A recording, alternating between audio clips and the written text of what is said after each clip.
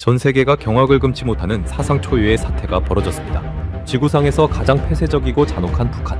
그 중에서도 오직 상위 1%의 특권층만 누릴 수 있다는 평양의 핵심. 엘리트 교사 7명이 동시에 목숨을 건 집단 탈출을 감행한 곳입니다. 영하 20도를 빗도는 살인적인 추위 속 꽁꽁 얼어붙은 압록강. 수십 미터 간격으로 배치된 국경수비대의 서슬퍼런 총구와 철통 같은 감시망은 그 누구도 제 발로 살아서 넘을 수 없다던 죽음의 통제선이었습니다.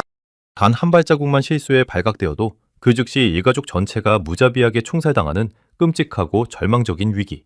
이대로 거짓에 뼈를 묻을 것인가, 아니면 진실을 위해 피를 흘릴 것인가. 숨조차 제대로 쉴 수 없는 이 극도의 공포 속에서 그들은 도대체 왜 모든 기득권을 내던지고 이 불가능에 가까운 죽음의 도전에 몸을 던졌을까요? 그 해답은 단 하나, 바로 세계경제대국으로 당당히 우뚝 선 위대한 대한민국에 눈부시고 찬란한 빛이 그들의 얼어붙은 심장을 다시 뛰게 했기 때문입니다. 전쟁의 잿더미 속에서 우리 아버지, 어머니 세대가 피와 땀, 그리고 눈물로 맨손에서부터 일궈낸 자유민주주의 국가. 전 세계가 우러러보는 자랑스러운 한국의 압도적인 위상과 번영이 마침내 적의 최심장부인 평양의 엘리트들마저 완벽하게 무너뜨린 것입니다. 당대국들과의 치열한 패권 경쟁 속에서도 결코 굴복하지 않고 기적을 창조해낸 우리나라의 위대한 승리. 과연 이 7명의 평양 엘리트들은 겹겹이 포위된 죽음의 선을 넘어 어떻게 자유, 대한민국의 품에 기적처럼 안길 수 있었을까요? 이 이야기를 시작하기에 앞서 잠시만 시간을 내어 구독과 좋아요를 눌러주시면 매일 누군가의 목숨을 건 선택과 자유의 기록을 전해드릴 수 있습니다. 또 지금 이 사연을 어디에서 듣고 계신지 댓글로 남겨주신다면 그 인연 하나하나 소중히 기억하겠습니다. 이제 이야기를 시작하겠습니다. 과연 이 7명의 평양 엘리트들은 겹겹이 포위된 죽음의 선을 넘어 어떻게 자유, 대한민국의 품에 기적처럼 안길 수 있었을까요? 단언컨대 피 끓는 애국심과 뜨거운 눈물 없이는 끝까지 들을 수 없는 기적 같은 서사시가 이제 시작됩니다. 그럼 오늘의 사연 시작합니다. 제가 교단에 처음 섰던 그 무렵 평양의 아침은 겉보기엔 참으로 고요하고 평화로웠습니다. 저는 당의 핵심 계층만 거주한다는 평양시 중심 구역의 제법 번듯한 아파트에 살고 있었거든요. 아침이면 창틈으로 스며드는 매캐한 석탄 연기 냄새와 함께 멀리서 궤도전차가 철로를 긁으며 지나가는 쇳소리가 어김없이 들려오곤 했죠. 제 나이 35, 남부러울 것 없는 평양 제1중학교의 교사이자 당원이었습니다. 사랑하는 아내와 눈에 넣어도 아프지 않을 7살 배기 딸 수연이가 제 삶의 전부였어요.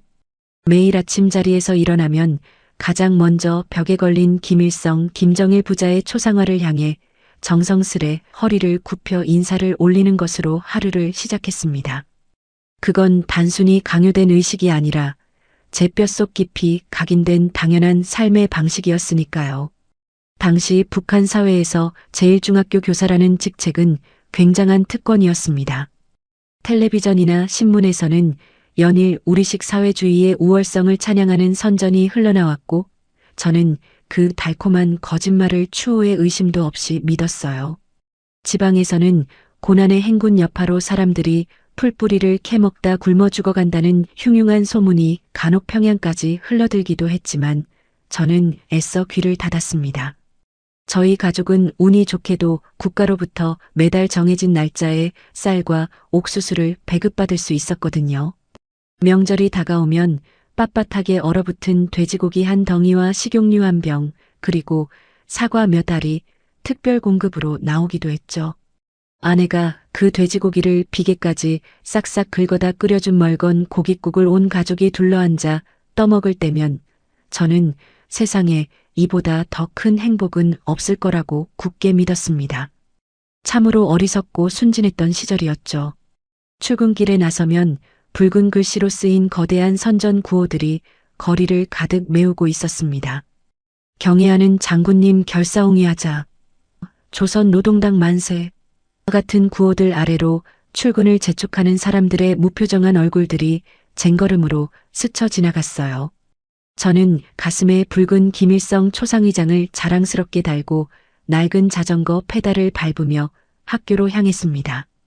교문에 들어서면 빳빳하게 교복을 차려입은 아이들이 90도로 허리를 굽혀 인사를 해왔거든요. 평양 시내에서도 머리가 가장 비상하다는 수재들만 모아놓은 곳이었으니 아이들의 눈빛은 하나같이 총기가 넘쳐 흘렀습니다. 그 맑고 초롱초롱한 눈망울들을 마주할 때마다 제 가슴 속에서는 교사로서의 뜨거운 사명감이 불타오르곤 했죠. 하지만 교실 안의 풍경은 밖에서 보는 것만큼 아름답지만은 않았습니다.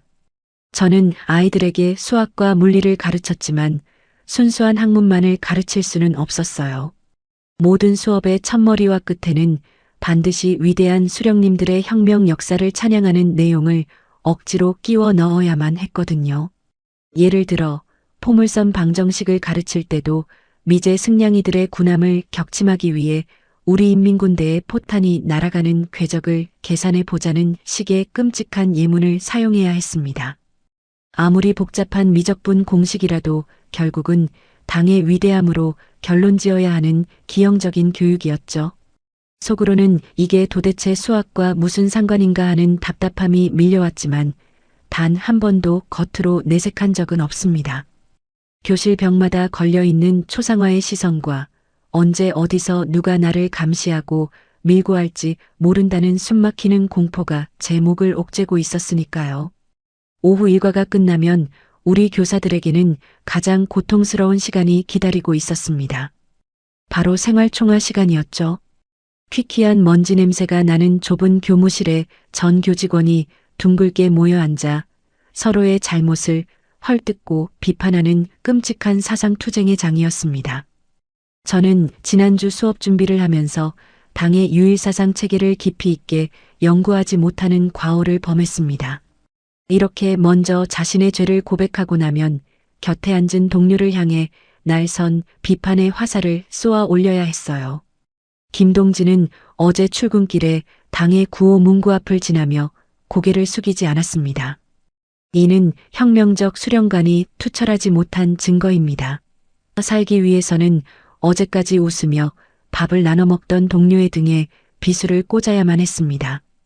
그 숨막히는 공간에서 살아남기 위해 저는 철저히 가면을 썼어요. 누구보다 목소리를 높여 충성을 맹세하고 눈물을 쥐어짜내며 당의 은혜에 감사하는 연기를 했죠. 회의가 끝나고 나면 온몸이 땀으로 흠뻑 젖어 있었고 입안에서는 씁쓸한 피 맛이 맴돌곤 했습니다. 내가 도대체 무슨 짓을 하고 있는 건가? 인간으로서의 최소한의 존엄조차 내팽개친 채 그저 생존을 위해 발버둥 치는 벌레가 된 것만 같아 참을 수 없는 자괴감이 밀려왔거든요. 하지만 캄캄한 밤 좁은 방 안에서 새근새근 잠든 어린 딸의 얼굴을 쓰다듬을 때면 그 모든 치욕과 고통을 견뎌내야만 한다는 독한 결심을 세우곤 했습니다. 내 가족을 지키는 유일한 방법은 이 거대한 체제의 톱니바퀴에 완벽하게 순응하는 것뿐이라고 믿었으니까요. 그렇게 굳건했던 제 믿음에 조금씩 아주 미세한 균열이 가기 시작한 것은 어느 늦은 가을날이었습니다. 평양 외곽의 협동농장으로 학생들을 인솔해 가을거지 농촌 동원을 나갔을 때였어요. 평양의 화려한 중심부에서 불과 한두 시간 거리를 벗어났을 뿐인데 차창 밖으로 펼쳐진 풍경은 마치 지옥도를 연상케 했습니다. 뼈만 앙상하게 남은 사람들이 텅 빈 들판을 헤매며 썩은 배춧불이라도 찾으려 흙구덩이를 파헤치고 있더라고요. 그 중에서도 제 가슴을 철렁 내려앉게 만든 건 흙먼지를 뒤집어 쓴 채 길가에 쓰러져 있던 17살쯤 되어 보이는 어린 여자아이였습니다. 제 딸 수연이와 동갑내기였을 그 아이의 퀭한 두 눈동자는 이미 삶의 빛을 잃어가고 있었죠. 저는 떨리는 손으로 배낭 속에 들어있던 옥수수빵 반쪽을 꺼내 아이의 앙상한 손에 쥐어주었습니다. 아이는 고맙다는 말조차 할 힘이 없는지 짐승처럼 빵을 허겁지겁 입안으로 밀어넣더군요. 그 처참한 광경을 지켜보며 제 머릿속은 하얗게 백지장처럼 변해버렸습니다. 텔레비전에서 매일같이 떠들어대던 지상낙원은 도대체 어디에 있는 걸까요? 인민을 위해 밤낮 없이 헌신하신다는 위대한 장군님은 왜 저 굶어 죽어가는 어린 생명들을 외면하고 계신 걸까요? 억눌러왔던 의문들이 둑이 터지듯 한꺼번에 쏟아져 나오기 시작했습니다. 하지만 이내 저는 스스로의 생각에 소스라치게 놀라 주변을 두리번거렸죠. 이런 불경스러운 생각을 품었다는 것만으로도 저는 당장 정치범 수용소로 끌려가 짐승만도 못한 죽음을 맞이할 수 있었으니까요. 그날 이후 저는 밤마다 끔찍한 악몽에 시달렸습니다. 길가에 쓰러져 있던 그 어린아이의 원망 어린 눈빛이 제 목을 졸라오는 것만 같았어요. 학교에 출근해서도 예전처럼 활기차게 수업을 할 수가 없었습니다. 칠판에 적힌 우리식 사회주의의 우월성이라는 글자를 볼 때마다 구역질이 치밀어 올랐거든요. 교실에 앉아 있는 우리 제자들의 번듯한 모습 뒤로 진흙탕을 뒹굴며 굶어 죽어가던 농촌 아이들의 참혹한 얼굴이 끊임없이 겹쳐 보였습니다. 이 거대한 모순과 거짓말 속에서 저는 점차 미쳐가고 있었어요. 그러던 중 제 삶을 송두리째 뒤흔들어 놓는 충격적인 사건이 학교 안에서 벌어지고 말았습니다. 고위 간부의 자제들이 유독 많았던 우리 반에서 은밀하게 남조선 한국의 텔레비전 연속극과 영화가 담긴 작은 RGR USB 학생들 사이를 돌고 있다는 소문을 듣게 된 겁니다. 저는 교사로서의 책임을 다하기 위해, 아니 어쩌면 제 안에서 꿈틀거리는 불안감을 억누르기 위해 미친 듯이 아이들의 소지품을 뒤졌습니다. 그리고 마침내 교실 뒷자리에 앉던 한 남학생의 책가방 깊숙한 곳에서 검은색 플라스틱 조각 하나를 찾아내고야 말았죠. 그날 밤 아내와 딸이 모두 깊이 잠든 새벽, 저는 떨리는 손으로 집안의 모든 창문을 두꺼운 담요로 겹겹이 틀어막았습니다. 쥐죽은 듯 고요한 방 안에서 심장이 터질 것 같은 공포를 억누르며 그 작은 RGR을 구형 컴퓨터에 조심스레 꽂아 넣었죠. 화면이 반짝이며 재생된 영상은 남조선의 평범한 텔레비전 뉴스 다큐멘터리였습니다. 저는 숨을 멈췄어요. 제가 평생토록 교육받고 믿어왔던 남조선은 미제 승냥이들의 착취 아래 사람들이 헐벗고 굶주리는 끔찍한 생지옥이어야만 했습니다. 하지만 제 눈앞에 펼쳐진 남조선의 모습은 경악 그 자체였거든요. 하늘을 찌를 듯 솟아오른 수많은 고층 빌딩들, 밤거리를 대낮처럼 환하게 밝히는 네온사인들, 그리고 거리를 가득 메운 수만 대의 자동차들. 무엇보다 저를 가장 큰 충격에 빠뜨린 것은 화면 속 남조선 사람들의 얼굴이었습니다.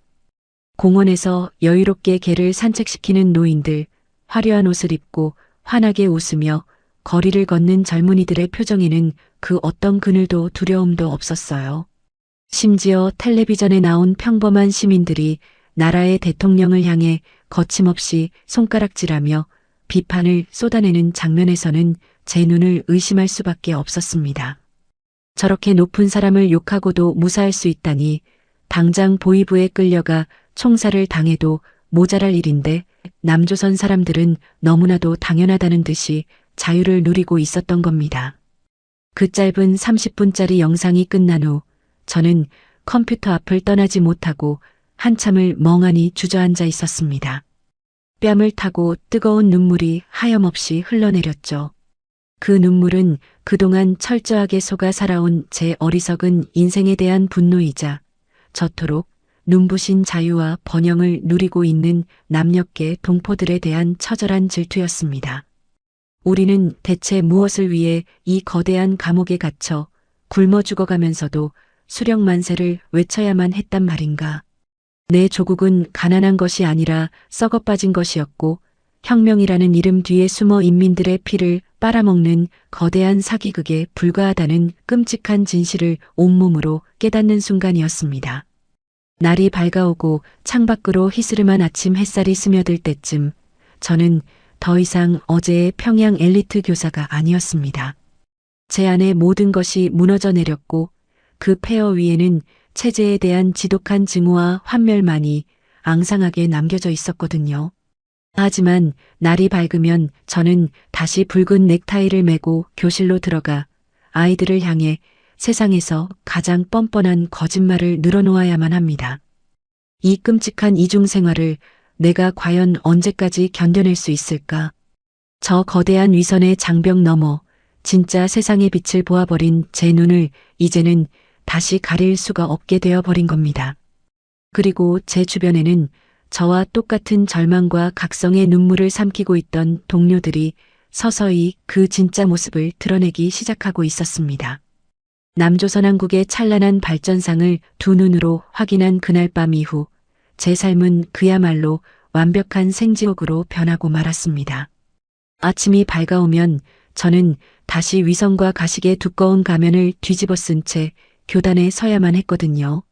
칠판에 김일성 부자의 위대함을 찬양하는 붉은 글귀를 꾹꾹 눌렀을 때마다 제 손끝은 눈에 띄게 파르르 떨리곤 했습니다.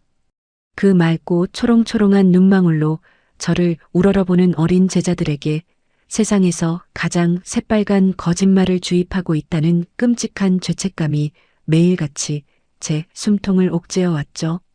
우리 조국은 세상에서 제일 우월한 지상낙원이다. 이 한마디를 입 밖으로 내뱉기 위해 저는 속으로 수백 번 피눈물을 삼켜야만 했어요. 아내 몰래 이불을 뒤집어 쓰고 소리 없이 오열하는 밤들이 길어지면서 제 영혼은 서서히 썩어 문드러지고 있었습니다.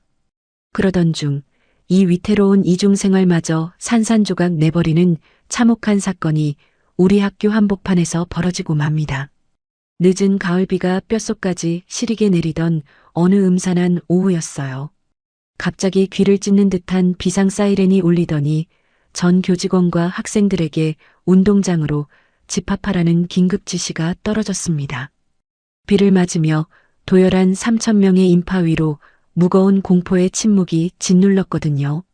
그때 단상 위로 건장한 보위부 비밀 경찰 요원 2명이 누군가를 짐짝처럼 질탕하게 끌고 올라오더라고요. 포승줄에 꽁꽁 묶인 채 피투성이가 되어 무릎이 꿇린 그 사람의 얼굴을 확인한 순간 저는 제 두 눈을 의심하며 그 자리에 풀썩 주저앉을 뻔했습니다. 그분은 다름 아닌 우리 평양 제1중학교의 기둥이자 제가 평생 아버지처럼 존경하며 따랐던 70대의 노교사 오 선생님이셨습니다. 평생을 분필가루 마셔가며 당과 조국을 위해 후대 교육에 뼈를 묻었던 그 누구보다 꼿꼿하고 훌륭한 학자셨죠. 그런 분이 짐승처럼 끌려와 차가운 시멘트 바닥에 내동댕이 쳐진 겁니다. 오 선생님의 죄목은 참으로 기가 막혔어요. 비사회주의적 유언비어 유포 및 혁명적 수령관 훼손죄였습니다. 사연인즉슨 이랬습니다. 오랜 영양실조로 폐결핵을 앓던 늙은 사모님을 위해 며칠 밤낮을 헤매다 겨우 강냉이 가루 한 줌을 구해오셨대요. 그런데 숨을 헐떡이며 죽어가는 아내의 곁에서 끓어오르는 원통함을 이기지 못하고 평생을 당에 바쳤는데 차례진 돌아온 건 이깟 굶주림뿐이구나 라며 홧김에 내뱉은 통곡 섞인 넋두리가 화근이 된 겁니다. 하필 그 말을 엿들은 이웃 인민반장의 밀고로 밤사이에 보위부에 끌려가 그 끔찍한 고문을 당하신 거였어요. 충격과 혼란 그리고 강요된 배신 단상에 선 보위부 지도원은 오 선생님을 가리켜 당의 하해와 같은 은혜를 원수로 갚은 인간 쓰레기라며 거품을 물고 열을 올렸습니다.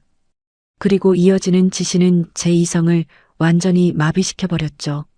교장 동지를 시작으로 평소 오 선생님과 가깝게 지내던 우리 후배 교사들에게 차례대로 단상에 올라와 스승의 얼굴에 침을 뱉고 비판 연설을 하라는 것이었습니다. 제 차례가 다가올수록 심장이 흉곽을 뚫고 나올 듯 미친 듯이 요동쳤거든요. 비에 젖어 헝클어진 백발 사이로 스승의 눈과 마주친 순간 저는 당장이라도 하늘을 향해 짐승처럼 울부짖고 싶었습니다. 하지만 제 등 뒤에는 저만 바라보고 사는 아내와 7살 난 딸 수연이의 목숨이 매달려 있었어요.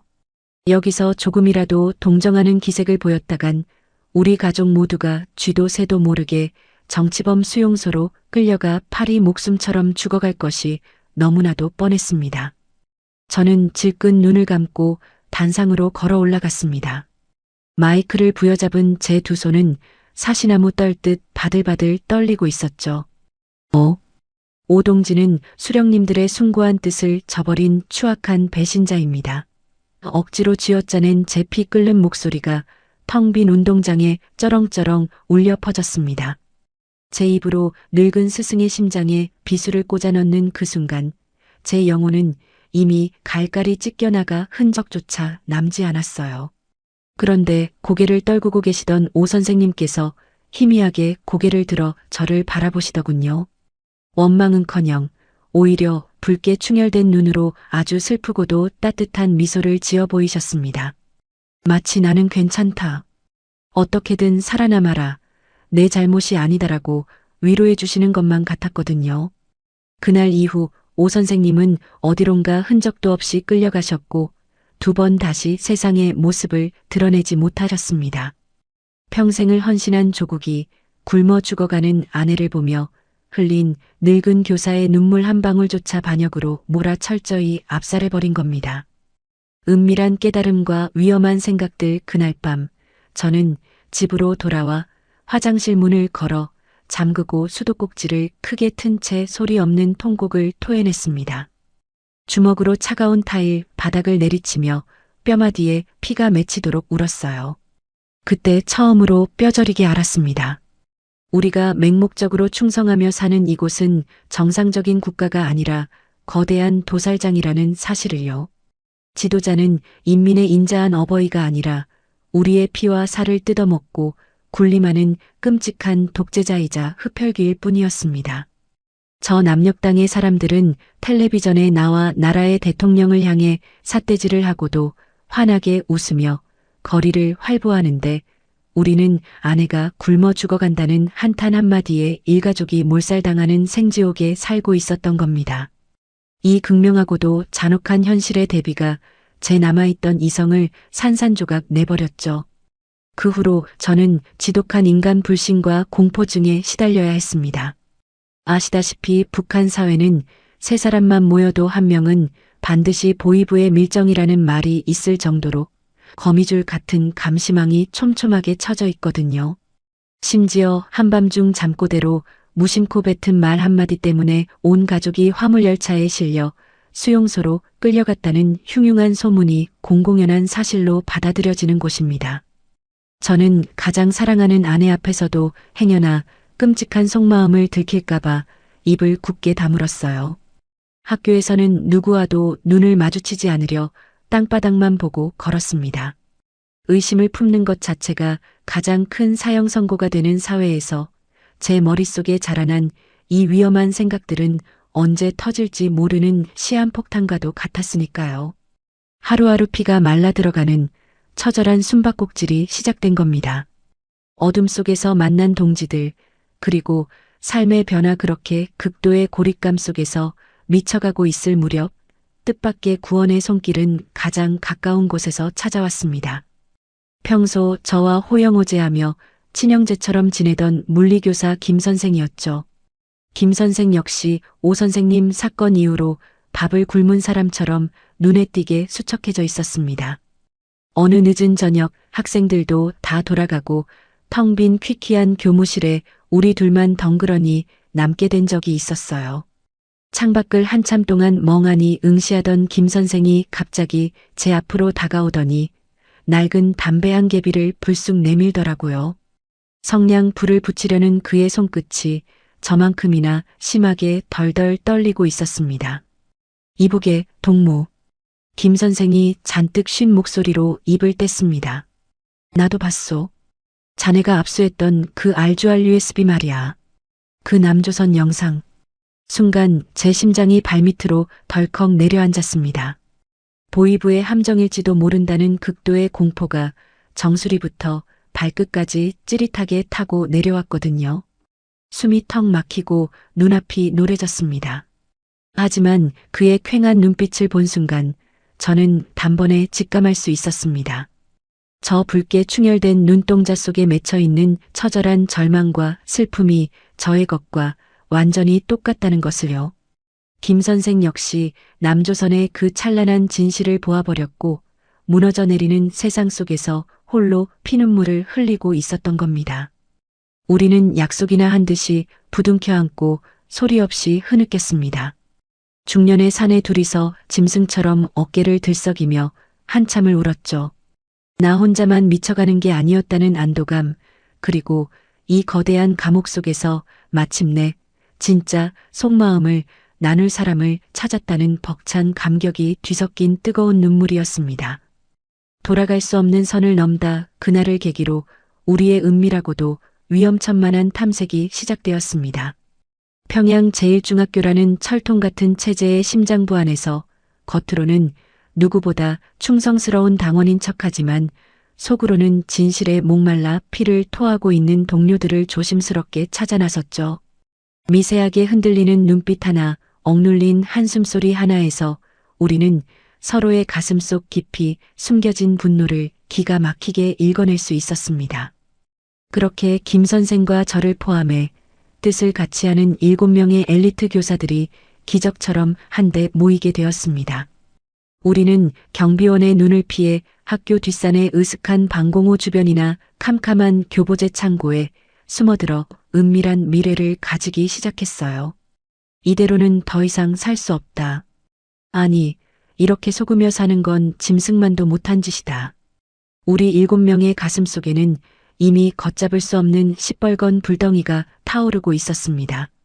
남조선의 눈부신 자유와 진실을 알아버린 이상, 그리고 존경하던 스승의 억울한 죽음을 두 눈으로 목도한 이상, 우리는 2번 다시 과거의 맹목적인 노예로 돌아갈 수 없게 되어버렸거든요. 마침내 우리는 돌아올 수 없는 운명의 선을 넘고야 말았습니다. 하지만 이 뼈저린 자각은 우리를 또 다른 극심한 공포의 구렁텅이로 몰아넣었습니다. 이 지옥 같은 북한 땅에서 진실을 알게 되었다는 것은 곧 죽음이 문턱까지 찾아왔다는 것을 의미했으니까요. 우리는 선택해야만 했습니다. 평생 쥐죽은 듯 거짓말쟁이로 살다 비참하게 늙어 죽을 것인가, 아니면 목숨을 걸고 저 서슬퍼런 철조망 너머의 자유를 향해 질주할 것인가. 우리 7명의 생사와 가족의 운명까지 송두리째 가를 피말리는 결단의 시간이 시시각각 다가오고 있었습니다. 오 선생님이 그토록 비참하게 끌려가신 후 제 영혼은 이미 죽은 것이나 다름없었습니다. 껍데기만 남은 채 기계처럼 출퇴근을 반복하는 끔찍한 나날이었죠. 하지만 제게 목숨을 건 탈출을 결행하게 만든 마지막 방아쇠는 가장 사랑하는 제 7살배기 딸 수연이에게서 당겨지고 말았습니다. 어느 매서운 겨울 저녁이었어요. 퇴근하고 돌아온 저를 향해 수연이가 해맑게 웃으며 유치원에서 그린 그림 한 장을 자랑스레 내밀더군요. 도화지에는 붉은색 크레파스로 칠해진 커다란 총창이 미제 승냥이 미국인과 남조선 괴뢰 한국인의 가슴을 잔인하게 찔러 피가 낭자한 끔찍한 장면이 그려져 있었습니다. 아이는 저에게 초롱초롱한 눈을 빛내며 아바이 아빠 나도 크면 장군님을 위해 원수들의 심장에 총창을 박아 넣을 기하여 라고 자랑스럽게 외치더라고요. 그 순간 저는 망치로 머리를 세게 얻어맞은 듯 그 자리에 굳어버리고 말았습니다. 제 심장이 갈갈이 찢겨나가는 것만 같았거든요. 제가 평생을 속아 살아온 것도 억울에 미칠 지경인데 눈에 넣어도 아프지 않을 내 핏줄마저 살인과 장호를 찬양하는 괴물로 세뇌당하고 있었던 겁니다. 밤이 깊어 새근새근 잠든 아이의 작은 얼굴을 어루만지며 저는 짐승처럼 소리 죽여 오열했습니다. 이 저주받은 땅에 내 아이를 남겨둔다면 수연이 역시 저처럼 평생을 거짓말쟁이 노예로 살다 오 선생님처럼 비참하게 버려질 것이 너무나도 뻔했으니까요. 내 목숨을 끊어내는 한이 있더라도 이 끔찍한 지옥의 사슬을 내 대에서 반드시 끊어내겠다. 저는 캄캄한 천장을 올려다보며 두 주먹을 꽉 쥐고 피 맺힌 결심을 다졌습니다.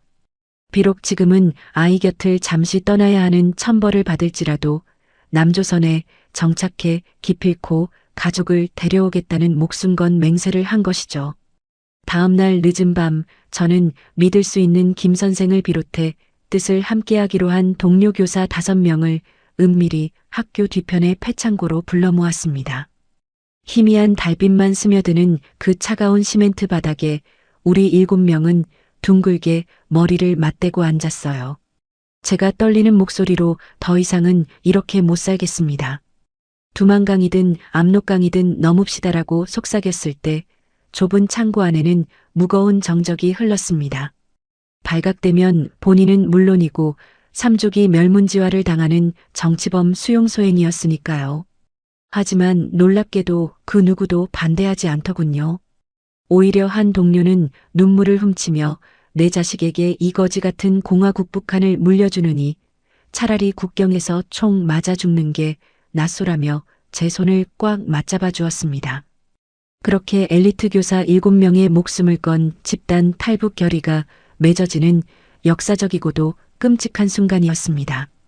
결심은 섰지만 철통 같은 평양을 빠져나와 국경까지 가는 길은 그야말로 자살 행위나 다름없었죠. 평양 시민이 지방으로 내려가려면 국가 보위성이 발급하는 여행증명서 통행증가 반드시 필요했거든요. 저희는 각자의 인맥과 목숨을 담보로 은밀한 정보 수집에 돌입했습니다. 다행히 일행 중 한 명의 친척이 평양역에서 승차권 검열원으로 일하고 있었어요. 그 선을 통해 거액의 뇌물을 바치고 해산 압록강 국경 도시로 가는 위조 여행증명서를 가까스로 구해낼 수 있었습니다. 하지만 진짜 문제는 국경을 넘기 위해 브로커 선참에게 쥐어줄 막대한 자금이었습니다. 북한 돈은 휴지 조각이나 다름없었고 오직 달러나 위안화 같은 외화만이 생명줄이었거든요. 교사 월급으로는 평생을 모아도 턱없는 거액이었죠. 저는 결국 눈물을 머금고 집안의 유일한 재산이었던 아내의 결혼 반지와 텔레비전을 남몰래 장마당암 시장에 내다 팔아야만 했습니다. 아내가 애지중지하던 반지를 거강꾼에게 넘기고 구겨진 중국 위안화 지폐를 받아 쥐었을 때 가장으로서의 처절한 비참함에 길거리에서 주저앉아 엉엉 울고 싶더라고요.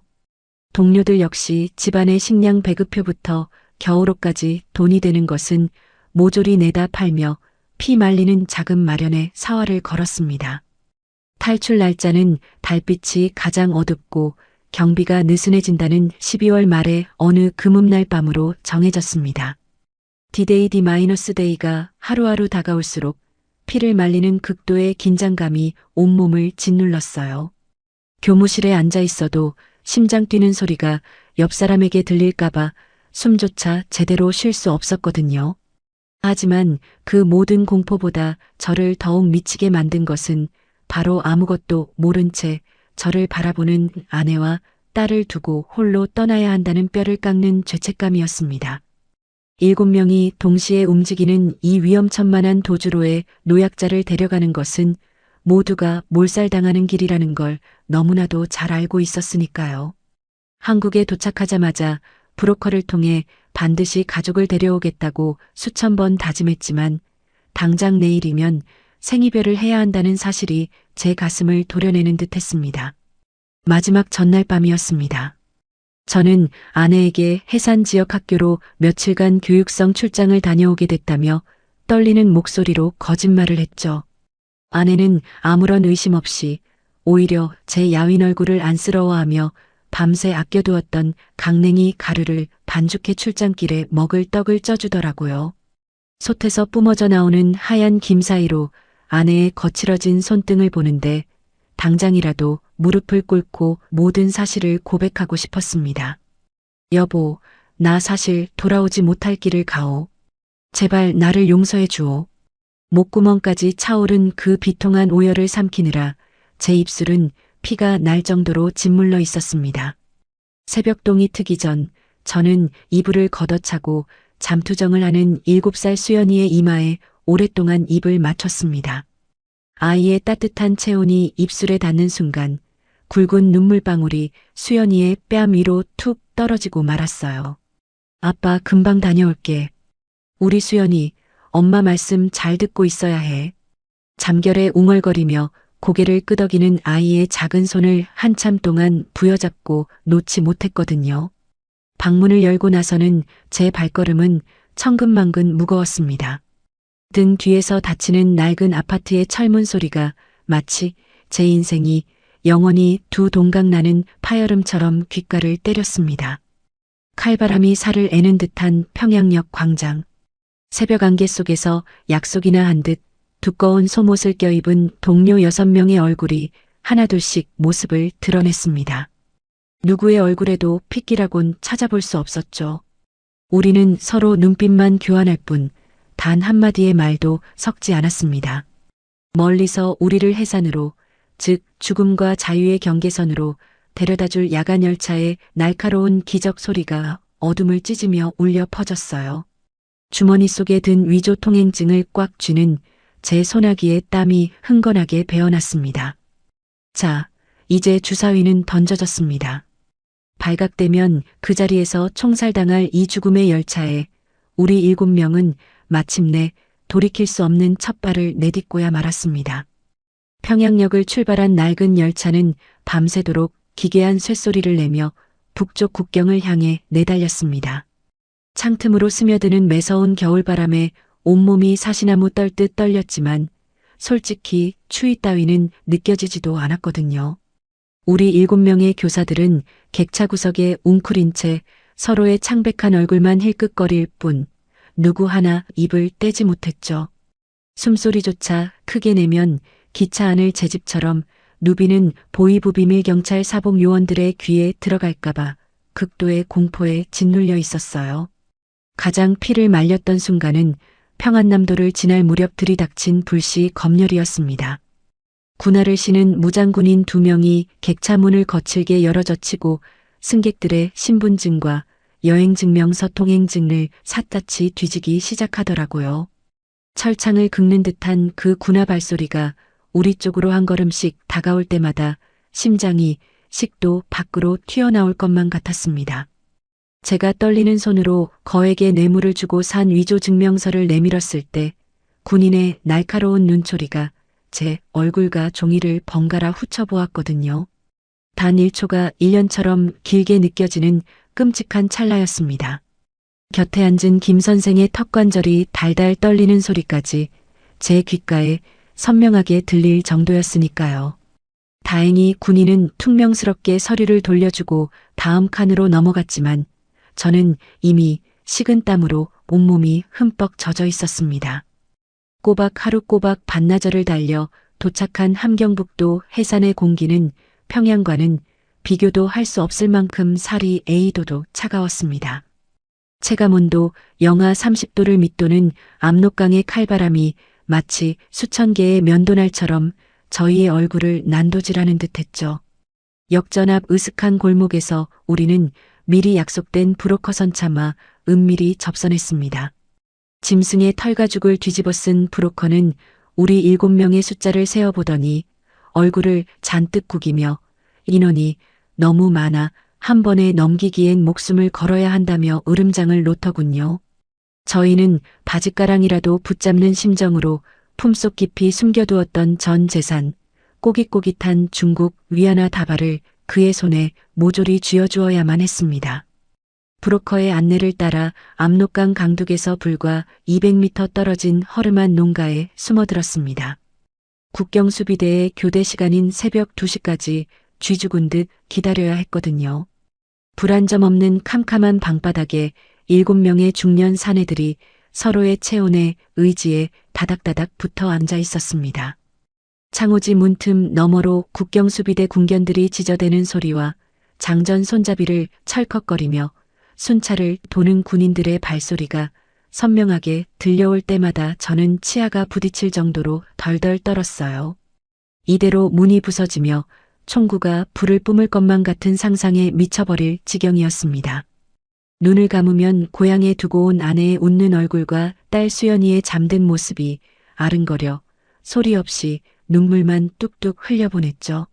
살아서, 반드시 살아서 저 남조선 땅을 밟고 너희를 데리러 오마. 속으로 수만 번 피맺힌 다짐을 새겼습니다. 마침내 자정을 훌쩍 넘긴 새벽 2시, 브로커가 짧게 손짓을 했습니다. 문을 열고 나서자 달빛조차 구름에 숨어버린 칠흑 같은 어둠이 우리를 집어삼킬 듯 덮쳐왔죠. 저희는 허리를 반으로 접다시피 웅크린 채 눈 덮인 갈대밭을 기다시피 헤치고 압록강 둔치로 나아갔습니다.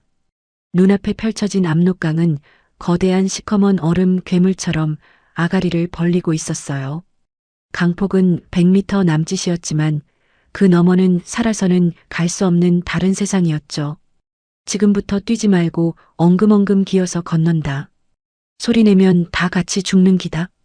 브로커의 귓속말이 떨어지기가 무섭게 우리는 얼어붙은 강물 위로 몸을 뉘었습니다. 가장 선두에 선 제가 살얼음판 위로 첫 발을 내딛는 순간 발밑에서 우지끈하고 얼음이 갈라지는 소리가 천둥처럼 귓가를 때렸습니다. 심장이 멎는 줄 알았거든요. 강 한가운데는 물살이 빨라 얼음이 채 두껍게 얼지 않아 자칫하면 수십 미터 깊이의 얼음물 속으로 수포조차 남기지 못하고 빨려 들어갈 판이었습니다. 우리는 7명이 일렬로 엎드려 짐승처럼 네 발로 박박 기기 시작했어요. 살이 찢어지는 듯한 추위도 잊은 채 오직 살아야 한다는 본능 하나로 서로의 바지춤을 꽉 움켜쥐었습니다. 내 뒤에 있는 동료가 무사히 따라오고 있는지 확인할 겨를조차 없었죠. 그런데 강 중간쯤을 지날 무렵 기어코 사달이 나고 말았습니다. 저 멀리 100m 전방 초소에서 국경수비대의 거대한 서치라이트 불빛이 우리가 있는 강물 쪽을 향해 휑하게 훑고 지나가기 시작한 겁니다. 강렬한 빗줄기가 칠흑 같은 어둠을 찢으며 다가오는 순간 뒤따르던 김 선생이 미끄러운 얼음판에서 헛디뎌 쿵 하고 낮아빠지는 소리가 정막을 깨고 말았어요. 누구냐? 찢어질 듯한 군인의 고함과 함께 탕 하는 날카로운 총소리가 밤하늘을 갈랐습니다. 그 총성이 울리는 찰나 저는 제 인생이 여기서 끝났구나 싶었습니다. 눈앞이 하얘지고 머릿속이 텅 비어버렸죠. 빗줄기가 우리 머리 위를 스치고 지나가는 단 1초의 순간 우리는 숨조차 쉬지 못한 채 납작 엎드려 얼음 바닥에 얼굴을 처박았습니다. 입술이 터져 피가 흐르고 벌벌 떠는 턱이 얼음판에 부딪혀 깨질 것 같았지만 비명조차 지를 수 없었거든요.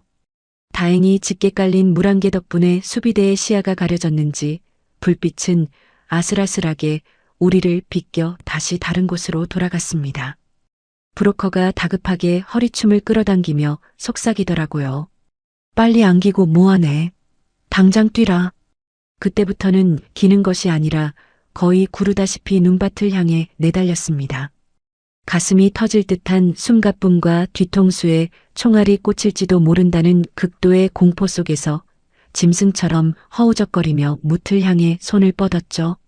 마침내 꽁꽁언 흙바닥이 손끝에 닿았습니다. 갈대숲 사이로 몸을 던지듯 굴러떨어진 우리 7명은 그제야 가파른 숨을 몰아쉬며 중국 땅 눈밭에 얼굴을 파묻었어요. 살았다. 우리가 살았소. 누군가의 흐느낌을 시작으로 7명의 늙은 교사들은 서로를 부둥켜 안고 엉엉 소리 내어 울기 시작했습니다. 체면이고 뭐고 다 내동댕이 친 채 죽음의 선을 넘어왔다는 안도감에 심장이 터질 것만 같았거든요. 바지가 찢어지고 무릎에서 피가 배어나오는 줄도 모른 채 우리는 중국 땅 한복판에서 그렇게 한참을 오열했습니다. 숨을 좀 고르고 조심스레 몸을 일으켜 우리가 막 건너온 북한 땅을 뒤돌아보았습니다. 강 건너 조국은 불빛 하나 없이 칠흑 같은 어둠 속에 죽은 듯 웅크리고 있었죠. 저 캄캄한 어둠 속에 사랑하는 아내와 눈에 넣어도 아프지 않을 수연이를 두고 왔다는 끔찍한 죄책감이 다시금 제 가슴을 예리하게 난도질했습니다. 자유를 향해 한 걸음 내디뎠다는 벅찬 감격의 이면에는 피부치를 버리고 도망친 못난 가장이라는 천벌 받을 고통이 고스란히 들러붙어 있었으니까요. 하지만 이 안도감과 슬픔마저도 결코 오래갈 수 없었습니다. 저 멀리 중국 변방대국 경경비대 초소 쪽에서 날카로운 사이렌 소리가 밤 공기를 가르며 들려오기 시작했거든요. 이제 우리는 북한의 총알은 피했지만 붙잡히면 지옥으로 북송된다는 중국 공안의 무자비한 추격망 한가운데로 스스로 걸어 들어온 셈이었습니다. 지옥을 벗어나니 또 다른 지옥이 입을 벌리고 우리를 기다리고 있었던 것이죠. 대한민국으로 가기 위한 진정한 피해 여정은 아이러니하게도 목숨을 걸고 건너온 이 중국 땅에서부터 다시 시작되고 있었습니다. 얼어붙은 압록강을 건너 중국 땅에 첫 발을 내디뎠을 때 솔직히 저는 우리가 드디어 지옥에서 벗어나 완벽한 자유를 얻은 줄로만 알았습니다. 하지만 그것은 너무나도 순진하고 뼈아픈 착각이었죠. 멀리서 들려오던 중국 공안 경찰의 날카로운 사이렌 소리는 우리 7명의 심장을 다시금 갈갈이 찢어 놓았습니다. 방금 전까지 무사히 강을 건넜다며 부둥켜 안고 흘렸던 안도의 눈물은 이내 짐승처럼 쫓기는 자의 처절한 공포로 바뀌어 버렸거든요. 눈 덮인 연길의 깊은 산속으로 미친 듯이 뛰어들어가며 저는 뼈저리게 깨달았습니다. 조국을 버리고 도망친 우리에게 이 넓은 중국 땅 어디에도 두 다리를 뻗고 쉴 수 있는 안식처는 단 한 뼘도 허락되지 않았다는 사실을 말입니다. 중국에서의 삶은 북한과는 또 다른 형태의 끔찍한 생지옥이나 다름없었습니다.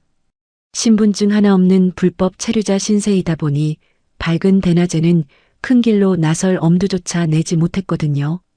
길을 걷다 순찰을 도는 공안의 눈에 띄어 붙잡히기라도 하는 날에는 그 길로 즉시 북송이었습니다.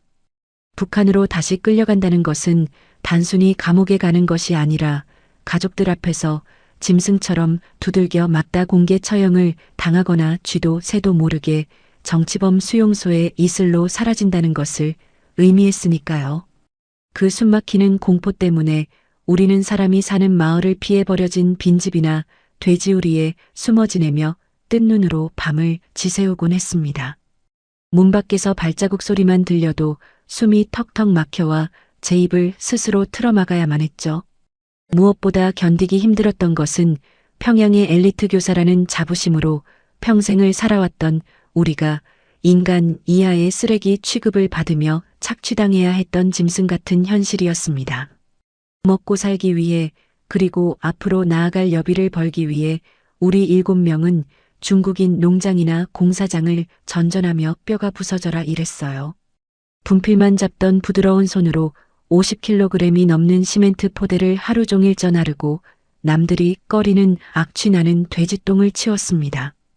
손바닥은 다 터져 진물이 흐르고 허리는 끊어질 듯 아팠지만 앓는 소리 한 번 낼 수 없었거든요. 더욱 피를 토하게 만든 것은 고용주들의 악랄함이었습니다. 우리가 공안에 신고하지 못하는 탈북자라는 약점을 기가 막히게 이용했죠. 석 달 내내 소처럼 부려먹고는 품삯을 달라고 무릎을 꿇고 애원하는 제 얼굴에 중국인 주인이 위안화 몇 장을 집어 던지며 욕설을 퍼부었을 때의 그 끔찍한 모멸감은 평생 지워지지 않습니다. 돈을 더 달라고? 당장 공안에 전화해서 북조선으로 쫓아내버리기 전에 꺼져. 그 한마디에 저는 끓어오르는 분노를 씹어 삼키며 피가 나도록 입술을 깨물어야만 했어요. 내가 내 딸 자식 굶기지 않고 사람답게 살아보겠다고 그 사선을 넘었는데 여기서 남의 나라 사람들에게 개돼지 취급을 받으려고 목숨을 걸었단 말인가. 밤마다 차가운 헛간 바닥에 누워 소리 없이 통곡하며 가슴을 쳤습니다. 물론 칠흑 같은 절망 속에서도 아주 가끔은 사람의 온기를 느끼기도 했습니다. 같은 핏줄인 조선족 할머니 한 분이 우리가 숨어 지내던 움막에 남몰래 찾아와 김이 모락모락 나는 찐 감자와 강냉이를 시커먼 비닐봉지에 담아 쥐어주신 적이 있었거든요. 쯧쯧, 북에 두고 온 내 아들 같아서 그래. 들키지 말고 얼른 먹어. 그 투박하지만 따뜻한 목소리에 고향에 두고 온 아내 생각, 굶주리고 있을 우리 수연이 생각이 왈칵 밀려와 감자알이 목구멍으로 넘어가질 않았습니다. 하지만 그런 작은 온정조차도 언제 밀고자로 돌변할지 모른다는 극도의 불신 앞에서는 늘 살얼음판을 걷는 듯한 경계의 대상이 될 수밖에 없었죠. 우리는 점점 지쳐갔고 영혼은 밑바닥까지 바싹 말라들어가고 있었습니다. 어느 비오는 밤이었습니다. 천장에서 비가 줄줄 새는 낡은 비닐하우스 안에 우리 7명이 말없이 둘러앉아 있었어요. 영양실조와 고된 노동으로 다들 눈이 퀭하게 들어가 시체나 다름없는 몰골이었죠. 그때 김 선생이 바닥에 침을 탁 뱉으며 쉰 목소리로 입을 열었습니다. 이보게들, 우리 여기서 이렇게 평생 숨어 살다 쥐약 먹은 개처럼 죽을 작정이요? 나는 더 이상 이렇게는 못 살겠소. 그 말에 억눌려 있던 모두의 감정이 일순간에 터져나왔습니다.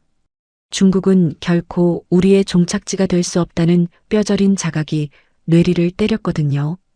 우리는 소문으로만 듣던 진짜 자유의 땅, 대한민국을 향해 가기로 목숨을 건 결의를 다졌습니다. 비록 중국 대륙을 종단해 동남아시아의 험준한 정글을 넘어야 하는 수천 킬로미터의 아득하고도 죽음이 도사리는 끔찍한 여정이었지만 선택의 여지가 없었어요. 대한민국 영사관에만 닿으면, 그 자랑스러운 태극기 아래에만 서면 마침내 온전한 국민으로 인정받고 가족을 데려올 희망을 품을 수 있었으니까요. 갑시다. 내 조국은 이제 저 남쪽밖에 없소. 가다 객사하는 한이 있어도 자유민주주의의 대한민국 땅을 밟고 죽읍시다. 우리는 서로의 거칠고 상처투성이인 손을 부여잡고 다시 한번 피눈물 나는 맹세를 했습니다. 다음날 동이 트기도 전 보찜을 고쳐 맨 7명의 사내들은 남쪽을 향해 무거운 발걸음을 뗐습니다. 우리를 기다리고 있는 것은 브로커의 배신이 난무하고 현지 경찰의 총구가 번득이는 태국과 라오스의 무자비한 밀림이었습니다. 과연 우리는 이 삼엄한 중국 대륙을 무사히 관통해 꿈에 그리던 대한민국의 품에 안길 수 있을까요? 중국 대륙을 위에서 아래로 종단하는 수천 킬로미터의 밀행은 매 순간이 목숨을 내놓아야 하는 피 말리는 도박이었습니다. 저희 7명은 짐짝처럼 낡은 트럭 짐칸 바닥에 웅크려 누운 채 그 위로 덮인 냄새나는 비닐 포장 안에서 며칠 밤낮을 덜컹거리며 남쪽으로, 무조건 남쪽으로 향했죠. 숨소리조차 크게 내면 앞좌석에 중국인 운전수나 길목마다 깔려있는 공안경찰에게 들킬까봐 극도의 공포 속에서 뜬 눈으로 밤을 지새웠거든요. 트럭이 검문소 앞에 멈춰 서고 밖에서 중국어로 고함치는 소리가 들릴 때면 오금이 저리고 방광이 터질 것 같은 두려움에 사시나무 떨듯 바들바들 떨어야만 했습니다. 고향에 두고 온 아내와 7살 난 딸 수연이의 얼굴을 머릿속에 수백 번도 더 그리며 제발 살아서 이 지옥을 빠져나가게 해달라고 이름 모를 신에게 빌고 또 빌었어요.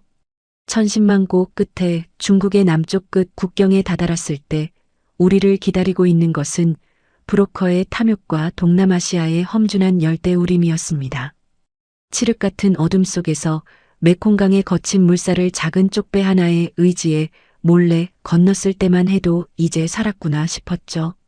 하지만 라오스와 태국의 국경을 가르는 거대한 정글 한가운데서 길을 안내하던 현지 브로커가 갑자기 돌변하고 말았습니다. 칼을 빼들고는 우리에게 약속했던 돈의 3배를 더 내놓지 않으면 여기서 모두 죽이고 가겠다며 협박을 하더라고요. 가진 돈을 중국에서 이미 다 털려버린 우리는 흙바닥에 무릎을 꿇고 제발 살려달라고, 한국에만 도착하면 어떻게든 돈을 갚겠다고 눈물로 애원했습니다. 하지만 피도 눈물도 없는 브로커는 우리 7명을 그 깊은 밀림 속에 덩그러니 버려둔 채 캄캄한 어둠 속으로 홀연히 사라져버렸습니다. 독사와 거머리가 우글거리는 정글 한가운데서 나침반 하나 없이 길을 잃은 우리는 완벽한 절망에 빠졌거든요. 낮에는 살을 찌르는 듯한 폭염에 일사병으로 쓰러지고 밤에는 뼛속까지 파고드는 습기와 추위에 온몸을 사시나무 떨듯 떨어야 했습니다. 가장 끔찍했던 순간은 사흘째 되던 날, 평소 저와 형동생 하던 김 선생이 말라리아 모기에 물려 고열로 헛소리를 하며 쓰러졌을 때였습니다. 입에 거품을 물고 발작을 일으키는 동료를 부둥켜 안고 저는 하늘을 원망하며 짐승처럼 울부짖었어요. 우리가 도대체 무슨 큰 죄를 지었다고 이런 천벌을 내리십니까? 내 나라가 가난하고 부패한 게 우리 죄란 말입니까? 차라리 평양에서 눈과 귀를 닫고 바보처럼 살 걸 그랬다는 뼈저린 후회가 도끼처럼 밀려왔습니다. 목구멍이 찢어질 듯한 갈증과 굶주림 속에서 이대로 우리 7명의 뼈가 이 이국 땅에 썩은 흙 속에 파묻히겠구나 하는 처절한 체념이 온몸을 휘감았죠. 하지만 엿새째 되던 날 기적이 일어났습니다. 탈수중으로 거의 의식을 잃어가던 우리 눈앞에 태국 국경경비대의 순찰 차량이 나타난 겁니다. 중국 공안이었다면 북송의 공포에 기겁하고 도망쳤겠지만 태국은 달랐어요.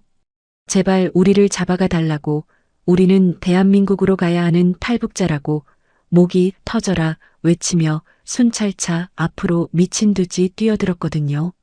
태국 경찰들에게 체포되어 수갑이 채워지는 그 수치스러운 순간조차 저희에게는 살았다는 안도감에 뜨거운 눈물이 쏟아지는 감격의 순간이었습니다. 태국 이민국 수용소의 차가운 철창 안으로 이송된 지 며칠이 지났을 무렵입니다. 제 평생, 아니 제 영혼이 다 닳아 없어질 때까지 결코 잊지 못할 가슴 벅찬 순간이 찾아왔죠. 수용소 복도 저 끝에서 반듯한 정장 차림의 남성 두 분이 빠른 걸음으로 우리 감방을 향해 걸어오는 것이 보였습니다. 가슴에 태극기 배지를 달고 있는 대한민국 영사관 직원들이었어요. 철창문이 열리고 그분들이 우리 7명의 야윈 손을 하나하나 굳게 맞잡으며 이렇게 말씀하시더라고요. 고생 많으셨습니다. 이제 안심하십시오. 여러분은 자랑스러운 대한민국의 국민입니다. 저희가 무조건 서울로 안전하게 모시겠습니다. 그 따뜻한 한국말 한마디를 듣는 순간 우리 7명의 중년 사내들은 철창 바닥에 엎드려 짐승처럼 엉엉 소리 내어 오열하고 말았습니다. 평생을 수령의 노예로 고향을 떠나서는 짐승만도 못한 불법 체류자로 쫓겨다니던 우리가 처음으로 국민이라는 위대한 이름으로 불린 순간이었으니까요. 조국이라는 것이, 국가라는 울타리가 이렇게나 든든하고 따뜻한 것인지 저는 태어나서 처음으로 뼈저리게 느꼈습니다. 저 멀리 타국 땅 구치소까지 단숨에 달려와 자국민을 품어주는 위대한 대한민국. 이 눈부신 조국을 갖기 위해 우리가 그토록 끔찍한 사선을 넘어왔다는 사실에 지난 몇 달간의 핏빛 고통이 눈 녹듯 씻겨 내려가는 기분이었습니다. 모든 신원 확인 절차가 끝나고 마침내 방콕 공항에서 서울행 대한항공 비행기에 오르던 날을 잊을 수 없습니다. 비행기 입구에서 환하게 웃으며 탑승을 환영합니다라고 인사하는 남한 승무원의 고운 목소리가 마치 천사의 속삭임 같았거든요. 폭신한 좌석에 깊숙이 기대어 앉아 창밖으로 멀어지는 낯선 땅을 내려다보는데 왈칵 뜨거운 눈물이 뺨을 타고 흘러내렸습니다. 평양의 차가운 아파트에 남겨진 아내의 거친 손등과 수연이의 해맑은 웃음소리가 환청처럼 귓가를 맴돌았죠. 여보, 수연아. 아빠가 해냈어. 아빠가 마침내 자유의 땅을 밟았어.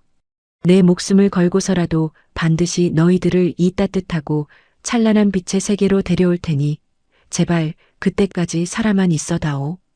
비행기의 엔진이 거칠게 굉음을 내며 하늘 위로 솟구쳐 올랐습니다. 구름을 뚫고 올라선 창밖으로는 눈이 시리도록 푸른 하늘이 무한하게 펼쳐져 있었어요. 두려움과 절망으로 가득했던 지난 과거를 완전히 끊어내고 자랑스러운 대한민국의 품에 안기기 위한 마지막 비행이 그렇게 웅장하게 시작되고 있었습니다. 저 하늘 끝에 닿으면 마침내 그토록 갈망하던 진짜 세상이 우리를 기다리고 있을 터였죠. 비행기가 구름을 뚫고 묵직한 마찰음을 내며 활주로에 바퀴를 내렸습니다. 차창 밖으로 스쳐 지나가는 인천국제공항이라는 커다란 글씨를 본 순간 제 심장은 터질 듯이 요동쳤어요. 마침내 그토록 목숨 걸고 그리워하던 꿈의 땅 대한민국에 발을 디뎠다는 벅찬 감격에 온몸의 피가 역류하는 것만 같았거든요. 트랩을 내려와 처음으로 들이마신 남한의 공기는 평양의 그 매캐한 석탄 냄새와는 완전히 다른 자유롭고도 청량한 숨결이었습니다. 우리 7명의 동료들은 약속이나 한 듯이 뜨거운 아스팔트 바닥에 엎드려 조국 땅에 입을 맞추며 짐승처럼 오열했습니다. 공항을 밟비오가는 남한 사람들의 시선 따위는 중요하지 않았죠. 평생을 짐승만도 못한 노예로 살다 마침내 사람으로 태어난 첫날이었으니까요. 한국에서의 첫 순간들은 매일매일이 기적의 연속이었습니다. 탈북민 정착 지원 시설인 하나원에 들어갔을 때 식당에 산처럼 쌓여있는 하얀 쌀밥과 고깃국을 보고 저는 제 두 눈을 의심했어요. 평양의 인류교사 시절에도 명절에나 겨우 구경하던 귀한 음식들이 이곳에서는 매일 삼시 세끼 누구에게나 넘쳐나도록 배식되고 있었거든요. 밤이 되면 하나원 창문 너머로 끝없이 펼쳐진 도시의 눈부신 네온 사인을 바라보며 밤을 지새우곤 했습니다. 북한에서는 수령의 생일날에만 잠깐 켜지던 전기가 이 남쪽 나라에서는 밤새도록 세상을 대낮처럼 환하게 밝히고 있었죠. 이 찬란하고 풍요로운 빛의 세계를 바라볼 때마다 칠흑 같은 평양의 어둠 속에 남겨진 아내와 딸 수연이 생각에 억장이 무너져 내렸습니다. 혼자만 배불리 먹고 따뜻하게 자는 것이 마치 큰 죄악처럼 느껴져 밥알이 모래알처럼 씹히곤 했죠. 하나원 수료식을 마치고 저에게도 작은 임대 아파트와 주민등록증이 주어졌습니다. 내 이름 석자가 또렷하게 박힌 그 대한민국의 신분증을 받아 쥐었을 때 굵은 눈물이 뚝뚝 떨어지더라고요. 저는 이제 언제 잡혀가 죽을지 모르는 도망자가 아니라 법의 보호를 받는 떳떳한 민주시민이 된 겁니다. 하지만 자유를 누리기 위한 대가는 결코 호락호락하지 않았어요. 자본주의라는 낯선 정글에서 제로영부터 다시 시작해야 했으니까요. 저는 낮에는 건설 현장에서 막노동을 하고 밤에는 식당 주방에서 그릇을 닦으며 악착같이 돈을 모았습니다. 육체는 고됐지만 내가 흘린 땀방울만큼 정직하게 통장에 돈이 쌓이는 걸 보며 진정한 삶의 희망을 찾았거든요. 그러던 어느 날 서울의 한 대형마트에 처음 갔던 날을 평생 잊지 못합니다. 수만 가지 물건들이 산더미처럼 진열된 매장을 둘러보던 중 장난감 코너 앞에서 저는 그만 주저앉아 엉엉 울고 말았어요. 화려한 분홍색 인형과 예쁜 원피스들을 보니 7살에 북에 두고 온 우리 수연이가 떠올라 미칠 것만 같았거든요. 수연이에게 저 예쁜 옷 한번 입혀보지 못하고 총칼이 난무하는 그림을 그리게 했던 못난 애비의 죄책감이 가슴을 치고 올라왔습니다. 여보 수연아, 조금만 아주 조금만 더 버텨다오. 내가 뼈가 부서지는 한이 있어도 반드시 브로커 비용을 마련해서 너희들을 데려올 테니. 저는 흐르는 눈물을 소매로 벅벅 닦아내며 다시 한번 이를 꽉 물었습니다. 그로부터 5년이라는 피 말리는 시간이 흘렀습니다. 저는 밤낮 없이 일한 끝에 마침내 아내와 딸을 구출할 막대한 자금을 마련할 수 있었죠. 수십 번의 실패와 브로커의 배신, 가슴 졸이는 생사의 고비 끝에 2달 전 저는 드디어 인천공항 입국장에서 꿈에 그리던 아내와 훌쩍 커버린 12살 수연이를 와락 품에 안을 수 있었습니다. 아빠 하며 제 품에 안겨 오열하는 딸아이의 체온을 느낀 순간 지난 수년간의 핏빛 고통과 뼈를 깎는 외로움이 일순간에 눈 녹듯 씻겨 내려갔습니다. 새 식구가 부둥켜 안고 목 놓아 울던 그 공항 한복판에서의 기적 같은 재회를 저는 평생토록 잊지 못할 겁니다. 저와 함께 사선을 넘었던 6명의 동료 교사들 역시 각자의 자리에서 치열하게 살아가며 이제는 어엿한 대한민국의 자랑스러운 국민으로 뿌리를 내렸습니다. 지금 저는 서울의 한 대안학교에서 북한 이탈 청소년들과 남한의 아이들을 함께 가르치는 교사로 다시 교단에 서 있습니다. 칠판에 김일성 부자를 찬양하는 거짓말 대신 진정한 민주주의와 떳떳한 대한민국의 역사를 가르칠 수 있다는 사실이 매일매일 저를 가슴 벅차게 만들죠. 주말이면 아내와 딸아이의 손을 잡고 한강공원을 거닐며 평화롭게 날아오르는 연을 바라봅니다. 아무도 우리를 감시하지 않고 내가 노력한 만큼 꿈을 이룰 수 있는 이 당연하고도 평범한 일상이 북한에서는 결코 상상조차 할 수 없는 완벽한 기적임을 저는 너무나도 잘 알고 있습니다. 존경하는 시청자 여러분, 여러분이 지금 딛고 서 있는 이 대한민국, 여러분이 매일 숨쉬며 누리는 이 자유가 누군가에게는 목숨을 걸고서라도 닿고 싶은 간절한 유토피아입니다. 전쟁의 폐허 속에서 우리 아버지, 어머니 세대가 피와 땀으로 지켜내고 일궈낸 이 위대한 조국이 얼마나 자랑스럽고 소중한 것인지 제 피 맺힌 증언을 통해 꼭 기억해 주셨으면 합니다. 지금 이 순간에도 저 차디찬 북녘 땅에는 두려움에 떨며 진짜 세상의 빛을 갈망하는 수천만 명의 동포들이 신음하고 있습니다. 제 작은 이야기가 그들의 아픔을 잊지 않고 훗날 한반도가 자유민주주의로 통일되는 그날을 앞당기는 작은 미랄이 되기를 간절히 소망합니다. 끝까지 제 험난한 여정에 귀 기울여 주셔서 진심으로 감사합니다. 늘 건강하시고 여러분의 삶에 자유와 평화가 영원히 함께하기를 기도하겠습니다. 감사합니다.